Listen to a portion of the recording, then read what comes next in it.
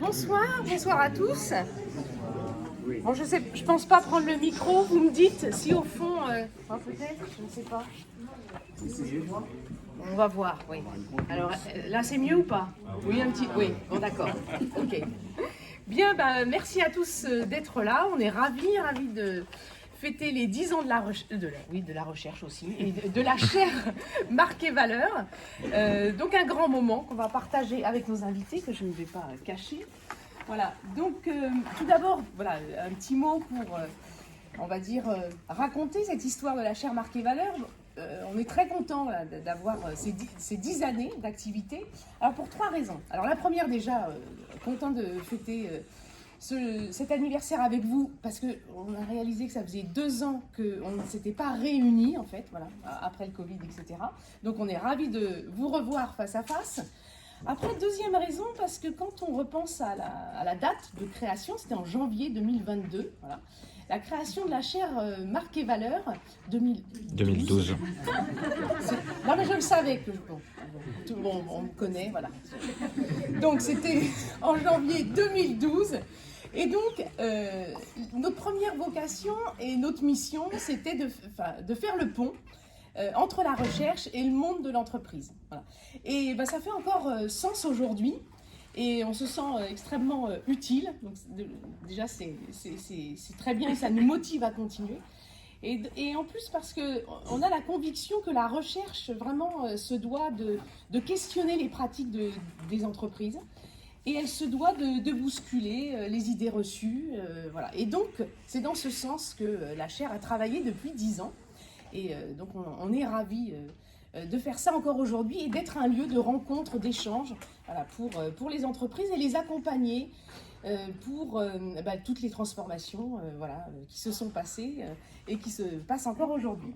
Et puis la troisième raison, c'est que, comme vous le voyez dans le rapport d'activité 2012-2022, c'est qu'on est ravis de fêter aussi toutes ces productions, activités, donc plus de 74 articles, 24 thèses soutenues, 9 ouvrages, 4 livres blancs, 60 vidéos. Bon, voilà, donc on est ravis de tout ça. Et évidemment, tout ça, c'est grâce aux membres de la chaire Marques et Valeurs et surtout grâce à nos partenaires. Donc vous avez la liste des partenaires en première page, il y en a plein. Je ne sais pas si je vais pouvoir tous les citer, mais en tout cas, les plus... Voilà, pardon. Donc voilà, Michelin, la chaire MGCF, référence DMD, GFK, EDF, groupe BPCE, Entrecom, Prodimarc, l'Agence du patrimoine immatériel de l'État, PSA, bon, et donc, et les futurs à venir. Donc on est ravis. Et donc dans cette continuité, aujourd'hui, on a décidé de discuter autour d'un thème qui est donc les marques et l'engagement. Et puis également une question sur le rôle des marques dans la société. Et donc pour ça, on a 2 grands invités. Voilà. Alors déjà, merci beaucoup Marie-Agnès Parmentier et Dominique Desjeux pour avoir accepté notre invitation. Et voilà, vous êtes les stars de la soirée parce qu'en plus, ça tombe bien, les questions qu'on se pose, ce sont aussi des recherches en cours pour Marie-Agnès. Puis Dominique, on en parlera après, mais c'est aussi... un moment important de la sortie de l'ouvrage, ça fait maintenant quelques mois, hein, voilà, Le marché des dieux, oui. Voilà, dont on va parler. 2012, ou 2022 là. Ah oui, merci Dominique, voilà. Donc voilà, donc on va discuter de tout ça ensemble 1 heure, on se donne 1 heure de discussion, voilà, avec présentation, alors questions-réponses, vous déciderez comme vous le voulez, si vous préférez avoir... une interaction en direct ou on fait les questions après, voilà. Donc on est entre nous. Après, il y aura le cocktail à partir donc de 19h30 et voilà. Donc on va y aller. Alors donc je suis donc là vraiment très contente d'avoir Marie-Agnès Parmentier parmi nous, donc qui est professeure de marketing à HEC Montréal. Connue, hein, une renommée internationale. Et tu t'intéresses beaucoup aux sciences humaines, à la culture du consommateur, qui du coup t'a donné une réflexion sur la construction des marques, et puis aussi sur la consommation, dans le domaine de la mode notamment. Et tu as publié donc dans de nombreuses revues, journaux internationaux et les plus grands, hein, comme Journal of Marketing ou Journal of Consumer Research. Et quand je t'ai proposé de venir en te parlant de ce thème, tu m'as dit, mais ça tombe bien, je travaille en ce moment sur les marques inclusives. Donc voilà, donc c'est cette première présentation qu'on va avoir maintenant. Et puis ensuite, on aura une discussion. Et puis Dominique, je te présenterai voilà, après, au bon moment. Alors, ça me ferait grand plaisir d'être avec vous ce soir. Merci de m'accueillir.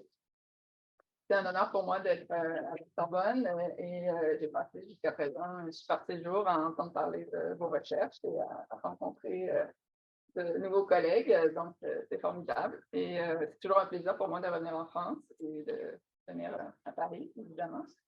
Alors, ce soir, je vais vous parler de la marque ou du branding inclusif. Alors, vous avez constaté que mes diapos sont en anglais, donc je m'excuse. Ma recherche est toute en anglais. Je vais faire toutefois de la traduction simultanée. Et je vous demande d'être indulgent si je fais des anglicismes, mais vous pourrez m'aider parce qu'il y a peut-être des termes que vous employez en France qu'on n'a pas encore au Québec. Et donc, ce projet, je le réalise avec Ella Verecio, qui est à York University à Toronto. Et c'est un projet donc, qui est financé par le Conseil de recherche en sciences humaines du Canada. Et c'est un projet qui s'inscrit en fait dans un programme plus large. Et je vais débuter avec ça. Voilà. Cliquez une première fois sur le diapo. Oui, je vais le faire. Ça. Voilà. Alors oui, alors je vais commencer d'abord avec mise en contexte. Donc, c'est un projet qui s'inscrit dans un programme plus large financé donc, par le CRSH où on s'est intéressé aux revendications des consommateurs dits stigmatisés ou historiquement stigmatisés et marginalisés. Et donc, à partir d'un premier projet de recherche qu'on a réalisé avec des influenceuses dites mûres, donc des femmes de plus de 50 ans, donc qui s'affichent sur les réseaux sociaux de par leur intérêt pour la mode et pour la beauté, on a compris qu'elles cherchaient à s'associer et à collaborer et à incarner des marques qui adhèrent aux valeurs de body positive et d'inclusion. Et donc, on nous a parlé, on a constaté qu'il y avait dans le discours cette notion de marque inclusive. Et bon, nous, on a travaillé sur notre papier qu'on a publié, qui s'appelle donc Advanced Style Influencers. Et vous avez peut-être déjà vu le hashtag donc, Advanced Style, qui est un hashtag qui a été popularisé par un photographe new-yorkais et qui, depuis, est devenu un véritable mouvement. Et dans ce papier, donc, on s'intéressait en particulier aux pratiques revendicatrices contre l'agisme, donc de ces influenceurs. Et bon, ça a été publié dans le Journal of the Association for Consumer Research, JACR. Et donc, ces marques inclusives, nous ont un peu accrochés parce qu'on s'est dit, tiens, c'est drôle, je n'ai jamais vraiment entendu l'expression, mais il semblerait que bon, il y a des consommateurs qui en parlent.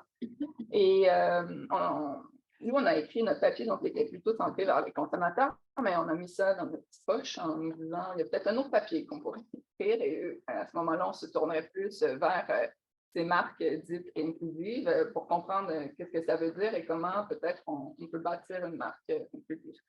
Et donc, c'est ce second projet dont je vais vous parler ce soir qui s'inscrit dans ce programme de recherche. Alors, donc, les questions de recherche qu'on se pose assez simplement dans le projet, c'est d'abord, qu'est-ce que c'est qu'une marque inclusive? Et ensuite, comment on fait pour construire une marque qui se veut inclusive? Alors, bon, étant donné la recherche précédente dont je vous ai parlé, vous aurez, bon, la présentation qu'a faite Géraldine, vous aurez peut-être compris que la recherche se situe surtout dans le contexte des marques du secteur de la beauté et de la mode.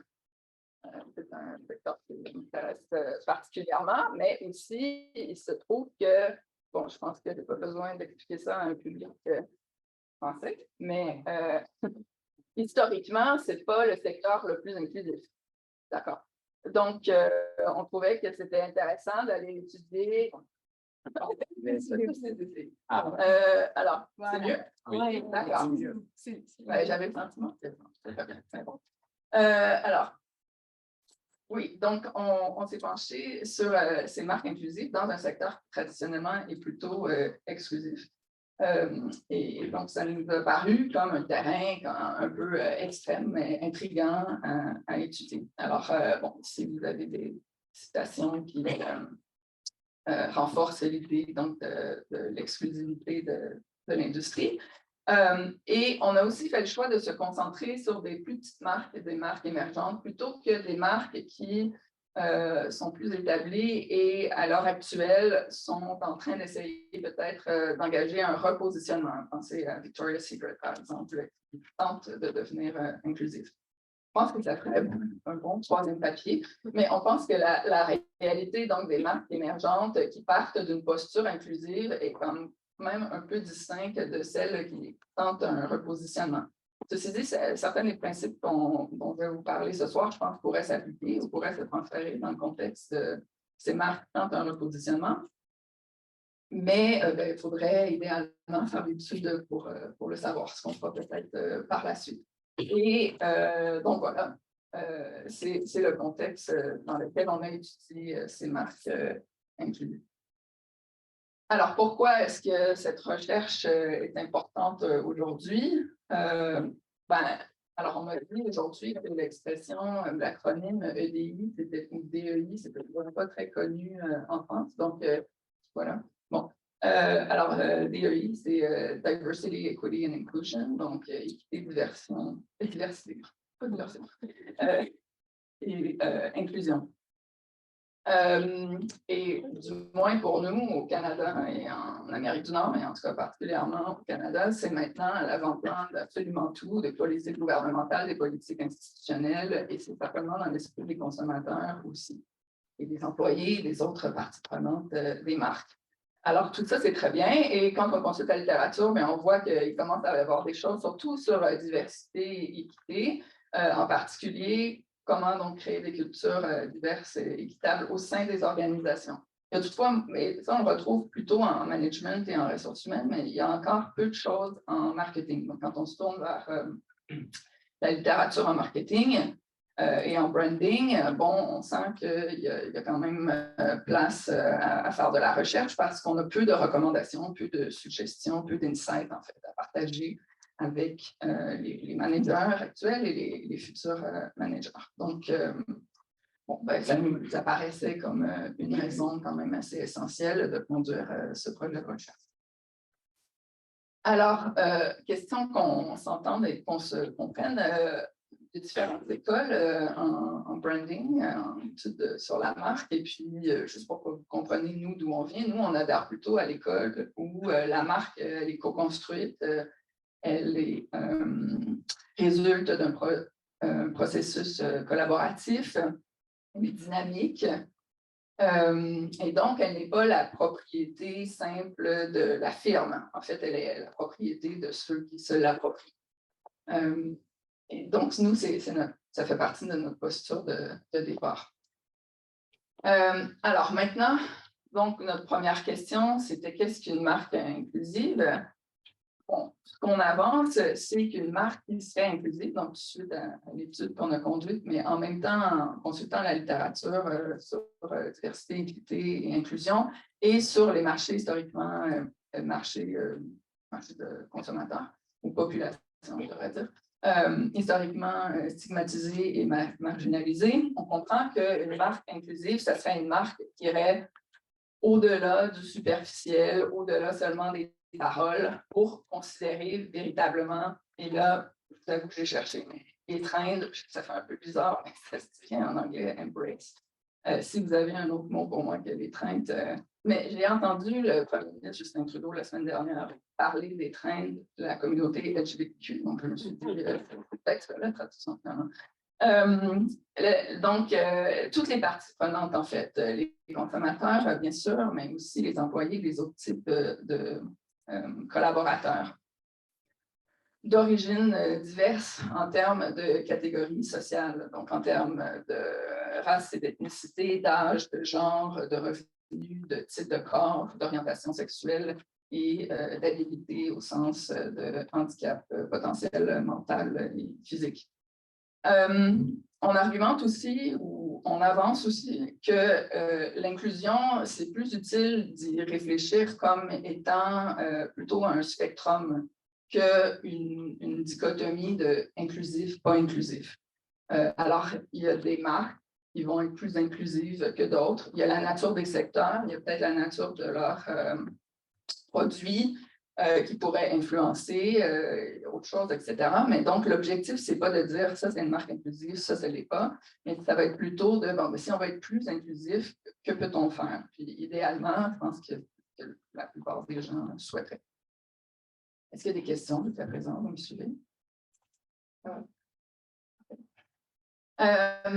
Alors, en termes de design donc, de l'étude, nous, on a fait une étude de cas. Donc, on a étudié 12 marques émergentes, indépendantes, qui ont pris cette posture inclusive dès leur début. Ça faisait partie de nos critères donc, de sélection.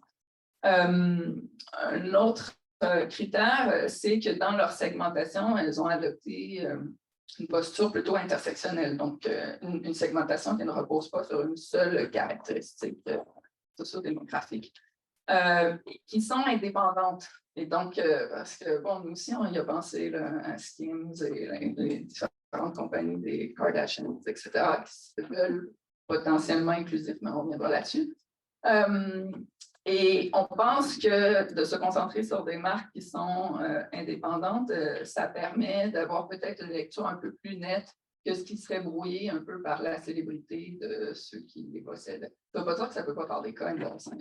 C'est juste que nous, on essayait d'être quand même assez net dans notre échantillon. Et finalement, qui sont présentes sur les médias sociaux pour faciliter la collecte de données. Alors, bon, là, je réalise que c'est tout petit, hein, mais en fait, on a 12 marques. Ce sont toutes des marques qui, je vous dirais, sont plutôt anglo-saxonnes. Elles sont toutes dans le domaine de la mode et de la beauté. Elles sont toutes assez récentes, donc c'est pas hyper surprenant si vous ne les connaissez pas non plus. Mais il y a donc 1999 Beauty, Birdsong London, Chromat, Girlfriend Collective, NYX, New Works, Parade, SheerTech, Somersault, By Society, Tomboy X, et Universal Standard. Et pour donc bâtir nos cas, ce qu'on a fait, on a fait un peu d'observation sur les lieux de détail, donc en ligne et hors ligne. On a fait quelques entrevues avec des fondateurs de certaines de ces marques, mais essentiellement, notre jeu de données repose sur des données d'archives, donc des données qui nous viennent de la presse et des médias. Alors, c'est tout des chiffres, mais enfin, on en a quelques centaines, finalement, d'articles. Et dans ces articles, on rapporte les pratiques de ces marques et on a des entrevues, entre autres, avec les fondateurs et les brand managers. Et on a aussi conduit une ethnographie en grande partie grâce à notre assistant de recherche Orchun, merci Orchun, sur différents réseaux sociaux où on a comme ça fait une cueillette donc, de posts et de commentaires ou de vidéos qui était, je peux dire, à saveur inclusive. Donc, bon, c'était pas simplement pour annoncer que ce soir, il y avait une vente de 50%. Là, on avait une cueillette quand même assez sélective sur ces thèmes. Mais il reste que, si on regarde, ben là, les chiffres sont tout petits, mais il y en a beaucoup. Voilà. Et donc, pour les fins de la présentation aujourd'hui, je vais illustrer les résultats assez rapidement avec seulement 2 marques, mais sachez donc que dans les résultats, ben, on peut les illustrer à partir de l'ensemble de nos marques. On peut simplifier. J'ai choisi ces 2 marques, donc NYX et 1999 Beauty. Donc, NYX qui fait des sous-vêtements et qui a été pionnière dans la création d'une nouvelle catégorie, donc qui est la catégorie du period wear, je ne sais pas du tout comment vous appelez ça ici, mais qui remplace donc les serviettes hygiéniques, en gros. Et 1999 Beauty, donc, qui fait des cosmétiques pour les personnes de 19 à 99 ans. Et donc, notre lentille conceptuelle, ben, on l'emprunte aux théories de l'institutionnalisation, c'est aussi difficile à dire en français qu'en anglais, et en particulier du concept de institutional work, donc du travail institutionnel. Donc, ce travail institutionnel qu'on fait au quotidien, que les brand managers font au quotidien, et qui permet aux individus et aux organisations d'à la fois créer, maintenir et bouleverser, comme on le disait tout à l'heure, les institutions qui ici seraient l'institution du champ de la mode et de la beauté, le secteur de la mode et de la beauté. Et on a identifié comme ça 3 formes de travail institutionnel. La multiformité de la marque, pratiquer, alors c'est toutes des pratiques, donc pratiquer la matérialité de la marque et finalement pratiquer la moralité de la marque. Donc pratiquer la multiformité qui fait référence à collaborer de manière inclusive avec toutes les parties prenantes. Donc dans le contexte ici, par exemple, il y a des mannequins, mais on comprend que ça ne s'applique pas à tous les secteurs, mais bon, c'est le cas ici, des influenceurs, des consommateurs, des partenaires d'affaires, des manufacturiers, des employés, name it. Pratiquer la matérialité donc de la marque, créer des produits, services et espaces de design qui sont inclusifs, donc comme concrètement traduire ce désir d'inclusion dans quelque chose de solide. Et finalement, créer des messages, des campagnes, mais aussi des signaux et donc une espèce de philosophie qui va organiser derrière l'approche de distribution et de prix, et qui se veulent inclusifs, donc qui s'inscrit dans ce qu'on appelle la moralité de la marque. Alors, j'illustre brièvement avec des résultats. Ici, donc, Practicing Brand Multiformity, on a un exemple de NYX, donc qui a lancé cette ligne qui s'appelle NYX Teen et qui est donc une ligne de sous-vêtements pour les adolescents et qui a travaillé de concert avec des adolescents. Donc, des adolescents de tout horizon, incluant, bien entendu, des adolescentes, mais pas que, donc des personnes non-binaires, des personnes transgenres aussi. Et de manière collaborative avec eux en disant it's so important that we get input from the teens who will ultimately be wearing our bras. Et ici, je pense que ce qui est important de comprendre, c'est de pratiquer cette multiformité inclusive, c'est à toutes les étapes du process. Donc, ça peut se faire de l'idéation jusqu'à la mise en marché, jusqu'à la campagne. Ça ne veut pas dire que nécessairement on le fait à chaque étape avec tout le monde, mais on tente dans notre processus d'être inclusif avec les parties prenantes. Donc, entre autres, ici, avec les consommateurs, mais on pourrait penser aussi aux employés, à d'autres types de collaborateurs. Je trouve que là-dedans, il y a aussi des influenceurs dans ce groupe de teenagers. Ensuite, donc, pratiquer la matérialité, c'est véritablement créer donc des produits avec cet esprit ou ce souci d'être inclusif, potentiellement universel. Donc, ça s'inspire entre autres du design inclusif, donc vous avez peut-être déjà entendu parler.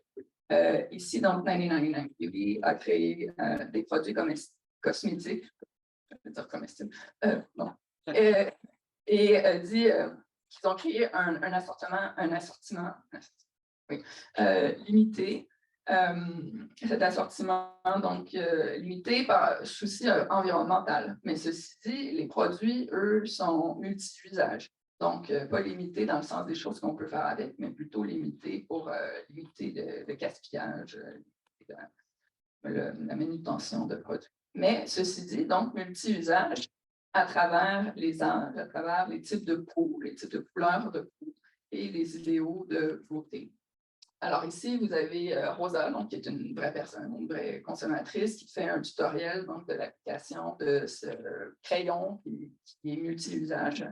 Et il faut dire que nous, avec nos influenceuses mûres, c'était un truc qui revenait tout le temps. Donc, la difficulté de trouver des produits cosmétiques qui s'appliquent bien sur la peau mature. Alors ici, on a un produit qui s'applique bien sur toutes sortes de peaux. Et là et moi, on en a essayé. Bon, ben, Rosa, ici, elle fait une démonstration.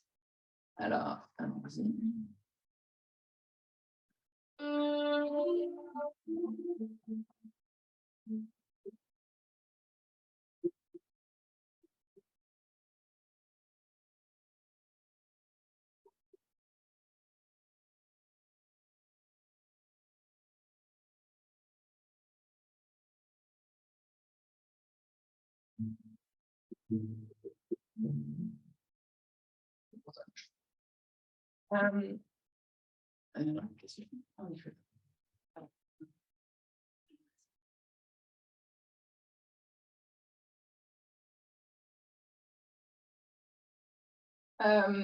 Ensuite, la troisième forme donc, de pratique institutionnelle qu'on a identifiée, c'est pratiquer la moralité.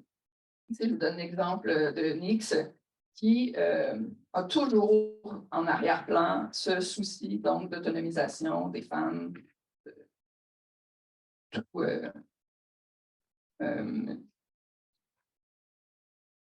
toute catégorie sociale, où genre, ethnicité, race, type de corps, expérience de vie, c'est vraiment très large. Donc, je vous présente la vidéo. La vidéo peut peut-être être choquante pour certaines personnes. Je veux juste prévenir.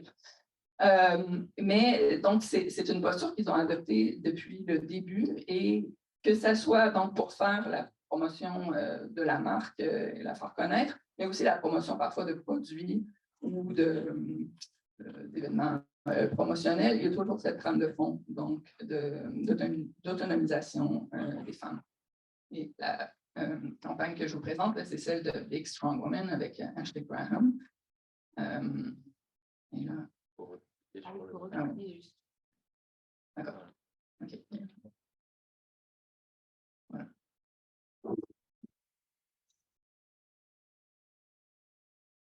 Big and strong is what we tell every boy to be. But what about us girls? We have to be big and strong.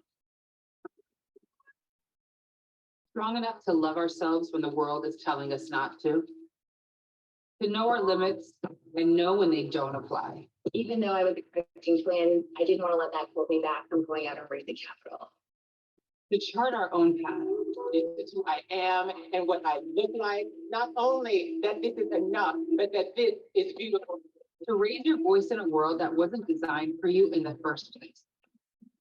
To make our own choices. We're not going to think about what we wear. We are going to think about the sport. Strong enough for monthly pain. To endure disappointment. To process loss. And keep going. Strong enough to bring new life. Or to choose not to. As we started going through the process and I realized what it was going to take, I didn't want children. I don't feel like less of a woman. I will never apologize for it. To give a part of ourselves and expect nothing in return. Strong enough to carry the weight of the world and stay when it's too much. I matter. And I'm going to do what's right for me. Strong like a woman. A big, strong woman.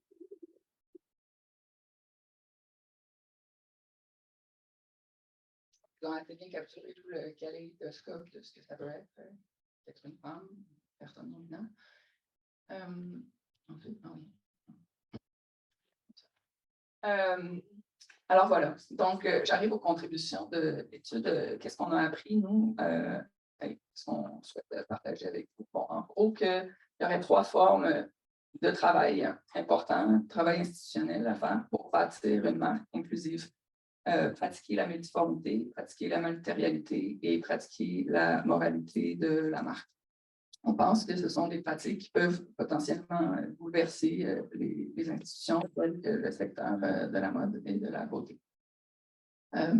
Et je vous entends peut-être dire, oui, mais du blanchiment inclusif, c'est un terme qu'on propose dans notre projet, j'ai l'impression que ça existe aussi, et puis on est assez d'accord. Et donc, ce qu'on souhaitait faire, en identifiant donc, ces pratiques, c'est comment éviter de tomber dans le blanchiment inclusif. Parce que c'est malheureux. Par exemple, on a Nike qui développe un soulier qui ne requiert pas l'usage des mains, donc c'est formidable pour beaucoup de gens, mais qui adopte un modèle de distribution exclusif de drops, vous savez, où on propose qu'une toute petite quantité. Donc, il y a une incohérence pour nous à ce niveau-là. Et en retour, ils sont accusés d'inclusive washing, tellement étonnés. Et donc, ce qu'on voudrait passer comme message, c'est que la marque inclusive, finalement, elle repose sur 3 piliers. Et ces 3 piliers sont incarnés par les 3 pratiques institutionnelles qu'on a identifiées, donc la multiformité, la matérialité et la moralité. Et le problème, quand on tombe dans le blanchiment, c'est quand il y a un débalancement entre ces piliers. Et donc, vous pouvez vous imaginer, là, ici, vous avez comme un temple. Si il y a un des piliers donc, qui est plus court que l'autre, ben, la marque elle se retrouve sur un socle qui est moins solide. Et c'est là où les risques, c'est pire de faire du blanchiment que d'être accusé d'enfant, à mon avis. Mais c'est aussi pas le fun d'être accusé d'enfant. Donc, pour éviter ces 2 situations, on croit qu'il faut une cohérence entre ces 3 pratiques. Et que, comme je le disais au début, l'inclusion étant sur un spectrum, il est possible que pour une marque, on soit plutôt ici et puis qu'on vise à aller un petit peu plus haut. Il y a des secteurs où ça va être plus compliqué de le faire. C'est plus, je pense, un défi matériel dans l'aviation que celui, par exemple, à Hollywood, quand on met sur pied des productions. Ça peut être diversifié, plus simplement. Mais bon, idéalement, donc, on a ce spectrum d'inclusion qui pourrait aller en augmentant, mais tout en maintenant la cohérence entre nos 3 piliers qui correspondent à nos 3 pratiques institutionnelles. Voilà. C'est un papier qu'on a soumis à JAMS pour le Journal of the Academy of Marketing Science pour un numéro spécial qui s'appelle Reimagining Marketing Strategy. Alors, si vous avez envie, moi, j'ai envie de parler de repenser la stratégie de marketing avec vous. Et puis, si vous avez des objections ou des idées ou des commentaires, n'hésitez pas. Merci. Et donc, Dominique Desjeux, c'est un grand plaisir de t'avoir parmi nous. Et donc, Dominique, donc, tu es anthropologue, professeur émérite à l'Université Paris-Sud, Sorbonne SHS. Et puis, tu as été donc directeur éditorial à l'Harmattan, directeur de collection au CUF. Et puis, depuis 1969, tu travailles sur les enjeux sociaux de la consommation et sur les processus de décision et les innovations technologiques. Et donc, tu as publié de nombreux ouvrages, dont le dernier, dont tu vas nous parler maintenant, avec ce titre accrocheur, Le marché des dieux. Voilà. Et pour nous, tu as rajouté une bataille des marques. Point d'interrogation. Donc, ravi, on avait déjà commencé la conversation sur LinkedIn, au déjeuner, donc il y a déjà beaucoup de débats. Oui, prends ce micro. Excellent. Voilà. Donc voilà, la parole est à toi. Merci.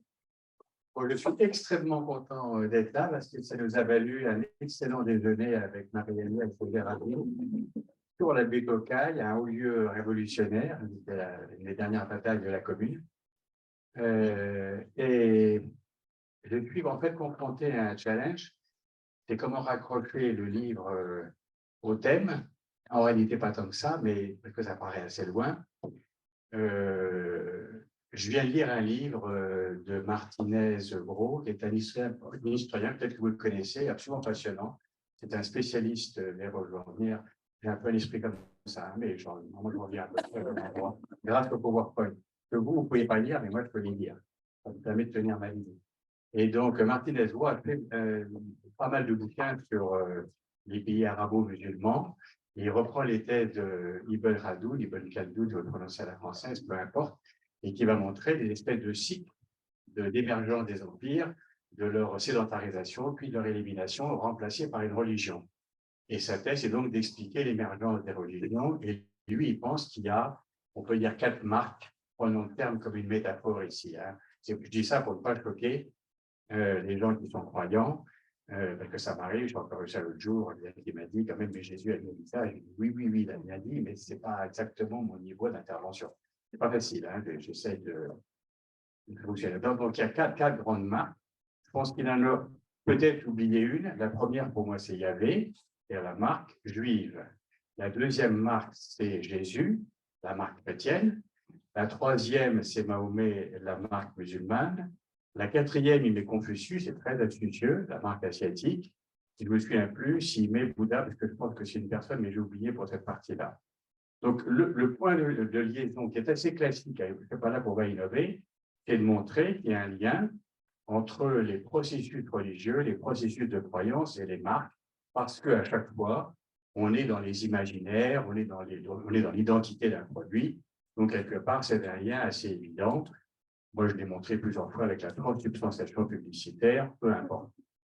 Donc, ce que je vais essayer de vous montrer maintenant, je vais le faire en deux temps. Un premier temps, je fais un tout petit peu d'épistémologie. J'étais extrêmement intéressé par ton intervention, parce que moi, je suis un vrai généraliste, je fais énormément d'enquêtes, donc je n'ai pas vraiment de spécialité, puisque en 69, mes enquêtes portaient sur la politique industrielle et le corps des mines. Donc, on était apparemment assez loin de la consommation. La consommation, c'est venu quand je suis rentré d'Afrique, j'étais au chômage, et j'ai trouvé du boulot avec un copain qui faisait des études de marketing, enfin, des études de consommateurs. Donc, c'est absolument par hasard. Et après ça, j'ai transposé ce que j'avais appris en analyse des organisations sur la famille pour comprendre les décisions. Et donc, ce que je voudrais rappeler là, c'est comment un anthropologue, moi je travaille sur les organisations, entre autres, hein, depuis la production jusqu'à la consommation, au recyclage, en passant par la distribution. Et une grande partie de mes enquêtes, depuis, on va dire, une trentaine d'années, sont assez centrées sur le consommateur final. Et là, actuellement, j'ai une enquête en cours, c'est du B2B, je travaille pour une entreprise qui vend des capteurs, donc c'est très intéressant par rapport au réchauffement climatique et au contrôle des flux. Récemment, j'ai fait une enquête sur le handicap, et j'en avais fait une avant avec mon fils qui dirige un observatoire du handicap. Et évidemment, on s'est posé la question de l'inclusion. Mais quand on travaille sur des handicapés en situation, il faudrait dire correctement, ma fille est trisomique, et j'ai un mal fou à dire en situation de handicap, c'est un peu long, mais peu importe. Elle a 52 ans maintenant. Et donc, on a fait des enquêtes sur plusieurs personnes en situation de handicap, mental et physique. Là, je viens de finir une enquête sur un appareil un peu comme un rétroprojecteur qui permet de projeter des jeux sur une table et ça permet aux personnes handicapées mentales d'avoir une stimulation et donc de les aider à avoir une vie plus tonique, on va dire, pour faire vite. C'est assez passionnant. Bon. Une des conclusions que nous, on a tirées, et c'est là où je voudrais en venir après, c'est on va le voir ici, on a plein d'angles de l'observation. Notre observation à nous, c'est de dire l'inclusion, qu'est-ce que c'est? C'est une question en termes de, non pas plus pratique, mais en termes de pratique, d'une sorte de pratique. Et on s'est rendu compte que derrière l'inclusion, il y avait la question de l'autonomie, et derrière l'autonomie, il y avait la question, en réalité, quelle autonomie réelle existe? Et on a inventé, entre guillemets, en prenant une image du théâtre, l'acteur et son double. La plupart des handicapés sur lesquels on travaille ont besoin d'un acteur, ce qu'on appelle des aidants aujourd'hui, ont besoin d'un double pour travailler. Donc, ça veut dire que quand on travaille sur l'inclusion vue sous l'angle des pratiques quotidiennes, quelque part, il y a une deuxième personne qui est toujours là, et si on l'oublie, et ça permet intéressant de réfléchir, de dire qu'est-ce que c'est qu'une marque inclusive si elle n'intègre pas, pourquoi pas, hein, mais c'est peut-être plus intéressant, si elle n'intègre pas le double. Qui est peut-être ça peut être les parents, ça peut être un éducateur, ça peut être plein de gens. Hein. C'est ce qu'on appelle les aides, ça peut être de l'aide à domicile, etc. Donc tout ça, c'est pour dire mon angle d'approche, parce que je pense qu'on a tous, on ne peut pas échapper aux angles d'approche, on n'est pas sur sérieux, ça n'existe pas. Enfin, sauf si on se prend pour Dieu, ce qui n'est pas rare à l'université, mais j'essaye d'éviter. Et ça me paraît une erreur. Et ce n'est pas respectueux pour Dieu non plus, en plus de ça. Et donc, mon angle à moi, il est, quand je dis à moi, c'est pour bien expliquer ça, c'est pas par narcissisme, pas uniquement en tout cas. C'est pour dire, mon angle, ce sont les jeux d'acteurs principalement. C'est ça qui est derrière. Donc, ça veut dire que j'analyse l'entreprise. Donc, la société, pour moi, c'est un immense système d'action, de la production, distribution, consommation, éventuellement économie, recyclage, etc., ou déchets, peu importe. Et je regarde comment ça fonctionne là-dedans. Ce qui veut dire que quand je prends la focale et que je vais sur la focale entreprise, et c'est là le point intéressant pour la discussion ici, je vais de la R&D au marketing. Il y a 4 ans, j'ai fait une grosse enquête dans une grosse entreprise internationale. Comme c'est une enquête privée, là je fais une parenthèse et toi je ne peux pas perdre le fil. Et je suis absolument intéressé par l'interface université entreprise ou ONG ou administration publique, parce que je soutiens aujourd'hui non pas que c'est mieux, mais que c'est un lieu extraordinairement productif de création de recherche et d'invention de résultats éventuellement théoriques. J'ai découvert dans une lecture du reste dans mon livre, à propos de mon livre, que théorie en grec au IVe siècle voulait dire observation. C'est quand même intéressant. Ce n'est pas tout à fait le même sens aujourd'hui. Aujourd'hui, on a tous un machin assez abstrait, la théorie. En réalité, on peut, comme je suis très inductif, on peut faire des choses tout à fait concrètes en théorie. Donc, je reviens sur mon entreprise. Le point intéressant, et ça va, je ne vais pas le développer plus, le point intéressant, c'est que quand on travaille, je ne travaille pas beaucoup sur la marque en réalité, ni chez le consommateur, ni en B2B, ni dans les organisations. Je peux tomber sur la marque, au sens que quand je vais arriver à la marketing, là, je vais avoir de la marque. Quand je suis sur la R&D, quand je suis sur la production industrielle, la marque, souvent, n'a pas beaucoup d'importance. Vous ne pouvez pas beaucoup utiliser. Ce n'est pas ça le problème, c'est le produit. Qu'est-ce que ça veut dire? Ça veut dire que quand on travaille sur des systèmes d'action, la marque n'est pas toujours le centre du problème ou le centre de l'organisation. Et donc, ça, c'est la conclusion auquel on est arrivé dans la discussion, qui était arrivé grâce à notre discussion. Quand Géraldine m'a dit, mais finalement, quelle question tu poses, qu'est-ce que tu dirais pour l'engagement de la marque? Ben, je dirais, si on me pose la question, merci d'avoir posé, ça c'est les politiques qui font ça. Hein, ça permet de réfléchir aussi. Hein. Je vais être bref, ou pour être clair, là vous êtes sûr qu'on va vous embrouiller. Donc je reviens à la question qui a été posée. Qu'est-ce que je fais avec l'engagement de la marque? Eh bien, moi je dirais, je ne parlerai pas de l'engagement de la marque. Je parlerai de l'engagement de l'entreprise, vu de mon angle. Je ne m'occuperai plus de la marque. Éventuellement après, je peux revenir à la marque. Pourquoi je peux revenir à la marque? Je ne sais plus, je l'ai mis. Bon, on va voir après. Ça, c'est un rappel, ce que je viens de dire. Tout ce que je viens de vous dire là, c'est à base de méthode inductive. C'est-à-dire que quand je démarre une enquête, je ne sais pas où je vais, je ne sais pas ce que je vais trouver, ce qui ne veut pas dire que j'ai rien dans le crâne. Hein. Au contraire, j'ai plein de méthodes, etc., et de comparaisons. Mais je n'ai pas d'hypothèse. Ça, à chaque fois, ça bouleversifie les parties des scientifiques qui veulent absolument qu'on ait une problématique et des hypothèses, y compris que les documentaristes, énormément de vidéos pour mon terrain, ils disent, mais c'est quoi votre point de vue? Je n'en sais rien. Tant que je n'ai pas interviewé les gens, tant que je n'ai pas vu comment se poser le problème sur le terrain, je ne peux pas vous dire mon point de vue parce que je n'en sais rien. Donc c'est intéressant, je peux vous le dire. Mais je n'ai pas d'hypothèse. Alors vous trouvez quoi? Je vais trouver des systèmes, des itinéraires, des cycles de vie, je vais trouver des choses comme ça, plein de choses. Après, je fais des hypothèses éventuellement, explications.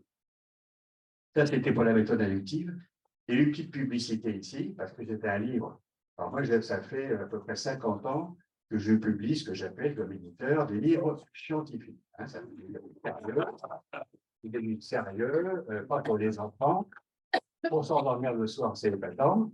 Et celui-là, il y a à peu près 25 enquêtes. J'ai essayé de montrer comment, en faisant des enquêtes, on découvre des choses théoriques, on découvre des interprétations de la société, en partant de terrains extrêmement variés. Je ferme sur le scientifique, et j'en arrive à une première conclusion que je trouve extrêmement intéressante, notamment pour discuter avec mes collègues. Ben, vous savez qu'en droit, peut-être pas, vous savez, c'est une captation bénévolentielle, comme on dit autrefois. En droit, il y a 50 ans, on disait c'est un collègue et néanmoins ami. Là, on sait que c'est un ami. Quand on dit c'est un collègue, on sait que les relations sont moyennes.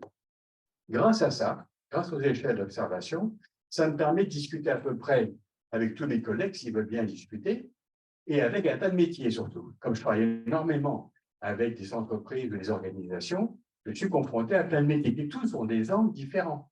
Si je suis avec un généticien ou un chimiste ou un ingénieur qui fait de l'électricité, l'autre qui fait du pétrole, à chaque fois, je vais avoir un angle différent.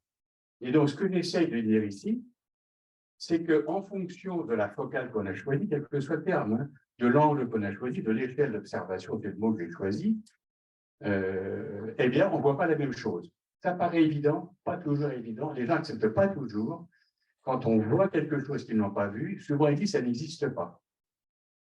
En épistémologie, je suis un agnostique ferme, y compris en religion. Je ne suis pas athée, je ne dis pas que ça n'existe pas, je suis agnostique. Si je ne l'ai pas vu, je me dis que je n'ai pas le droit de dire que ça n'existe pas. Je peux dire que je ne l'ai pas vu. Et lui, il a vu autre chose. déjà accepter que l'autre avait un truc qu'on n'a pas vu, c'est pas agréable. Donc, on se soigne, hein, on fait un effort et on change.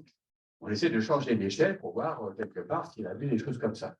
Le deuxième point intéressant, ça c'est plus récent comme observation, c'est que suivant l'échelle, quand je suis ici là, sur mes échelles d'acteurs, l'effet de situation est très important. Ah, c'est parti sur autre chose, mais on va revenir légèrement en arrière. Voilà. Quand on est sur les échelles d'acteurs, je ne travaille jamais avec des corrélations. Parce que c'est pas le site, et on va me dire, attention, corrélation n'est pas causalité. C'est tout à fait ça, ça me paraît assez vrai, mais est-ce que vous connaissez des causalités sans aucune corrélation? Moi, je n'en connais pas. Donc, une corrélation forte est une causalité. Donc, il faudrait me dire, une corrélation faible n'est pas une causalité. Ah, d'accord. Il faut chercher la. Donc, j'enlève cet argument, je dis 100 fois déjà. Donc, merci d'avoir posé la question, je vais répondre avant. Et à cette échelle-là, je travaille très peu avec des corrélations, pratiquement pas avec des corrélations. Je lance le débat pour après ceux qui ont envie de discuter de la corrélation. Et là, et c'est très perturbant au début, je me suis rendu compte que quand j'avais des enquêtes quantitatives, où ce n'est pas ma spécialité de base, mais j'en fais, j'en lis, et je descendais aux échelles des interactions d'acteurs, les variables indépendantes qui me permettaient d'expliquer quelque chose devenaient tout d'un coup des variables dépendantes de la situation. Que la même variable soit explicative et soit peu explicative, c'est très perturbant. Ça m'a donné une espèce de frisson physique. Oui, ça j'ai trouvé ça bizarre comme analyse que je faisais là. Bon. Donc ici, c'est une métaphore, tout ça, hein, c'est pour dire on peut aller vers le cerveau, ça c'est les sciences cognitives, les neurosciences, on peut aller sur l'individu, sur les motivations, il y a beaucoup de marketing est souvent là, souvent la marque est là aussi. Tout à l'heure, dans ton exposé, je me garderai bien de le classer là-dessus, parce qu'il est assez astucieux et intelligent pour ne pas se trouver catégorisé bêtement. Donc, il faudra réfléchir. Non, mais c'est très, très bien. Et après ça, on monte. Là, on est sur les organisations, c'est aussi des métaphores. On monte ici sur les classes sociales et la géopolitique. La seule conclusion que je tire de tout ça, il y en a deux. Une, il n'y a pas d'angle meilleur qu'un autre. L'angle bon, il est bon en suivant le problème qu'on se pose. Si on ne se pose aucun problème, il n'y a pas de bon angle. Et la deuxième conclusion, c'est que l'important est toujours meilleur sur un angle que sur un autre, et c'est d'acquérir une connaissance mobile. C'est-à-dire, si possible, de changer d'angle pour faire apparaître des variables, des causes, des phénomènes qu'on n'a pas vus dans notre découpage. C'est plus facile à dire qu'à faire, mais c'est assez intéressant. Quand on y arrive, ça permet aussi d'apaiser pas mal de discussions, parce qu'il y a des collègues qui vous énervent. Je ne sais pas pourquoi ils nous énervent, mais ils nous énervent, les collègues. Et comme les clients qui nous énervent, vous pouvez dire, pourquoi c'est énervé? Donc, moi, je suis assez nerveux, donc ça va beaucoup calmer. Donc, je me dis que c'est pas mal, finalement. Après ça, c'est juste pour dire, peut-être que je me sens beaucoup sur les objets, sur leurs usages, sur la logistique, sur les contraintes. Ça, c'est le dernier livre qu'on vient de sortir avec l'équipe de l'Observatoire de la consommation, avec Philippe Moitié. Le titre, c'est La consommation sous contrainte. C'est assez intéressant, parce que grâce au Covid-19, on comprend l'importance des contraintes. Et nous avons sorti un vieux manuel, 75, Introducing Marketing, Place, Promotion, Product and Price, qui, en marketing, depuis les années 80, est omis par une partie des marketeurs. Parce qu'ils oublient une chose, c'est qu'avant 80, la marque n'était pas importante. Parce qu'avant 80, il n'y avait pas de produits. Ils sont arrivés à partir des années 45-50, au moment des 30 Glorieuses. Et les gens ne savaient pas utiliser ni les voitures, ni les réfrigérateurs, ni les cuisinières, etc. Donc, ils ont commencé par apprendre à utiliser les produits. Une fois que tout ça s'est installé, je crois, pour l'Europe de l'Ouest, qui était déjà commencé depuis les années 20 aux États-Unis, et ça a démarré dans les années 90 en Chine, où je vais depuis 97. J'avais très bien vu monter tout ça. La marque n'a pas d'importance, c'est l'usage qui est important. À partir de 80, l'usage étant installé, les marques deviennent intéressantes et font choisir entre des produits équivalents. C'est ça l'intérêt d'une marque. J'arrête sur la marque et je vais peut-être attaquer, non pas encore, bon, je vais attaquer la suite. Là, c'était pour dire que le produit, la marque ou la croyance sont donc considérés ici comme des variables dépendantes de la situation et du jeu des acteurs sociaux et donc comme des justifications du changement. Donc pour moi, la marque n'est pas une explication de la décision, dans mon angle, mais une justification a posteriori de la décision, ce qui pose aucun problème par ailleurs. Hein. Donc, c'est pour montrer, par exemple, si vous prenez un livre, elle est quand même à sa 4e édition au cœur de la marque, par un auteur très célèbre, Géraldine Michel, ici présent en plus, un honneur pour nous. Hein. Beaucoup de choses sont sur le sens. Moi, je suis très peu sur le sens, ça paraît bizarre, mais dans mes échelles d'observation en termes d'acteurs, le sens est peu explicatif de l'action. Je sais bien que si on n'a pas de sens, on se suicide, hein, ce n'est pas ça le problème. Je ne discute pas de l'intérêt du sens. Je montre juste que bizarrement, c'est bizarre quand on est habitué à travailler sur le sens, ça va travailler là-dessus aussi, bien évidemment, hein, de dire qu'à un moment donné, on va travailler sans s'occuper du sens, mais plus des relations de pouvoir, plus de l'intérêt. Donc c'est bien, là ce que je vais vous montrer, c'est l'intérêt des découpages. Ceci est mon dernier slide, mais j'en ai pour 1 heure. Alors, il reste combien de temps? 5 minutes. Alors en 5 minutes, je vais vous raconter mon livre. Pour faire court, une histoire longue, comme on dit en anglais, je me suis posé une question, qu'est-ce qui fait que le christianisme avait réussi? Et pour faire court, encore plus court, je me suis rendu compte que la question n'était pas bonne. D'abord, je me suis demandé pourquoi le monothéisme avait réussi dans un monde polythéiste. Qu'est-ce qui fait qu'une marque, si on reprend cette métaphore, a réussi, alors qu'il y a plein d'autres marques? Par parenthèse, pas parce qu'on dit monothéisme et qu'on dit Jésus ou qu'on dit Mahomet, qu'il n'y en a qu'une seule à l'intérieur, il y a plein de sous-marques. Hein. C'est des grandes marques de base, on va dire ça. À part Gabriel, pareil pour Confucius, hein, pour pas rigoler, tout ça. Mais c'est des grandes marques de base. Qu'est-ce qui fait que ça a marché? Eh bien, à chaque fois, j'ai repéré dans l'histoire, mais c'est vraiment en remontant dans le temps. Je ne voulais pas faire de ce qu'on appelle d'histoire rétrospective, où on part de l'arrivée et on cherche en ligne droite la source de l'arrivée. Alors là, on est sûr qu'on a faux. Donc, en recherchant, je cherchais en arrière à quel moment ça avait commencé à bouger. Vers le Xe siècle, à cause d'une crise du cuivre, de l'économie du cuivre, qui a permis de découvrir Yahvé, qui était une des divinités des forgerons kénites au sud d'Israël aujourd'hui, et que les Juifs en train de construire leur royaume ont commencé à adopter. Deuxième crise, la déportation. Entre le Xe siècle et le VIe siècle, les Juifs sont encore en bataille entre eux, entre polythéistes et monothéistes. Tout le monde n'est pas monothéiste. Avec la déportation, ils arrivent à Babylone et là, ils découvrent une autre forme de monothéisme, qu'on appelle le zoroastrisme, le mazdaïsme. Et quand vous lisez la Genèse, c'est très intéressant, vous avez des extraits qu'on appelle l'Enuma Elish babylonien, les Gathas aussi, c'est des extraits des textes babyloniens que vous retrouvez dans la Genèse, notamment sur l'histoire de Noé, si je me souviens bien. Il y a plusieurs textes tout à fait absolument semblables. Et c'est montré par les spécialistes babyloniens. Donc là, vous avez une installation du monothéisme autour du 6e, 5e, 4e siècle chez les Juifs en Palestine. Palestine veut dire le pays des Philistins à l'origine. Entre le 4e et le 1er siècle, vous avez l'arrivée des Grecs, l'hellénisation de la Méditerranée, et je vous donne juste un détail intéressant.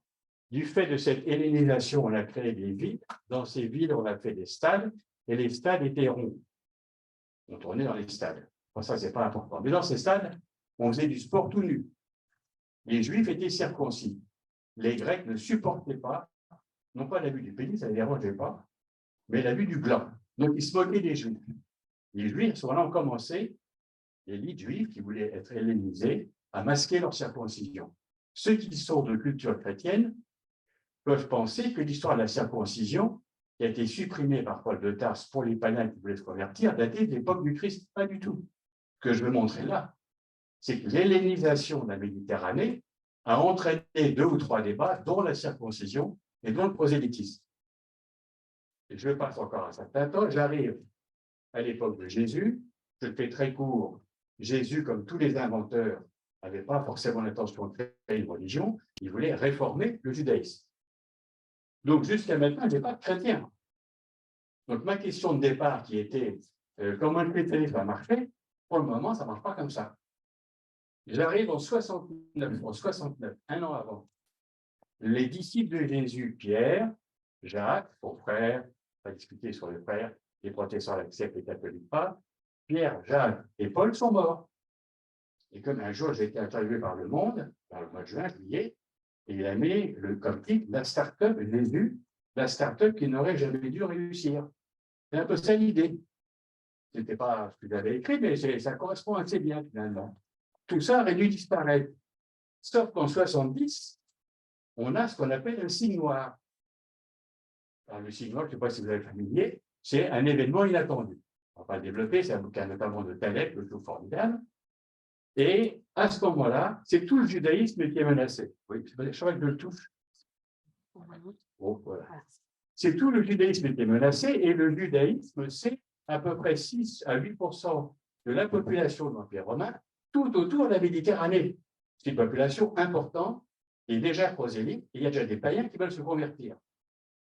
Et là, on a une bataille entre juifs, toujours pas de chrétiens, je vous schématise, hein, entre certains disant non, on se ressent sur notre cœur de métier, c'est la Torah, ce qui donnera plus tard les 613 règles juives.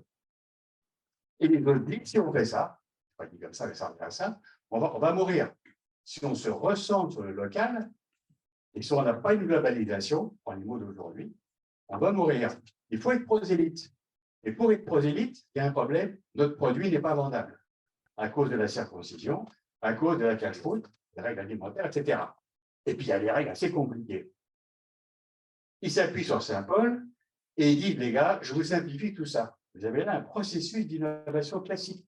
Pour que ça marche, il faut simplifier les règles. Il faut simplifier l'usage du produit ou du service. Vous avez plein de rites de purification. Eh bien, moi, je vous en mets un. Le baptême, terminé. Et grâce au baptême, vous êtes pardonnés, vous irez au ciel. Et ils enchantent le produit. Ils l'enchantent par la résurrection. Vous avez un joli processus. Et qui c'est qui, comme dirait l'autre, qui a imité tout ça? C'est le marketing. Donc, je ne dis pas que la religion fait du marketing, mais je dis que le marketing a largement puisé dans les techniques religieuses bien connues depuis 2000 ans, probablement sans le savoir et sans s'en rendre compte. Et pour terminer tout ça, dernière crise, 4e siècle, formidable, les chrétiens ne sont pas vraiment... Donc, les chrétiens apparaissent après, hein, peut-être vers 80, 100, 120, après, au 2e siècle, les chrétiens. Donc, jusque-là, c'est une bataille juive. Comme les juifs qui étaient prosélytes ont perdu, ils ont été éjectés des synagogues par les juifs plus traditionnels. Je le raconte de façon narrative. Hein. Ça s'est passé comme ça, mais plus compliqué. Eh bien, quelque part, c'est eux qui vont être à la base du christianisme, c'est un courant juif qui a gagné ou qui a perdu. Donc, le courant juif qui a gagné va donner le judaïsme rabbinique et celui qui a perdu va donner le christianisme. Et c'est bien deux courants juifs au point de départ. Et la fin de l'histoire, c'est que pendant encore 2-3 siècles, il y a des batailles, les chrétiens sont persécutés, les juifs aussi probablement. Arrive Constantin, il n'a plus un rond, il ne peut plus piller son armée qui est sur les 3 fleuves de la frontière du monde romain. Qu'est-ce qu'il fait? Il se convertit au christianisme, moyennant quoi le paganisme n'est plus la religion officielle. Qu'est-ce qu'il y a dans les temples païens? Des statues en or. Il vide les temples païens, il fait fondre les statues en or, il crée une nouvelle monnaie, on appellera le solidus, et qui deviendra le sol chez nous. La leçon de tout ça, c'est pour dire, je ne sais pas ce que je dis comme leçon, c'est que si on veut comprendre l'émergence d'une marque, d'un phénomène, de quelque chose de nouveau, si on veut comprendre comment changer aujourd'hui la sobriété énergétique, comment arriver à la sobriété énergétique, à la sobriété commerciale et à la sobriété des loisirs, quelles sont toutes les contraintes et les crises qui seront nécessaires pour arriver à ces changements. Merci pour votre attention.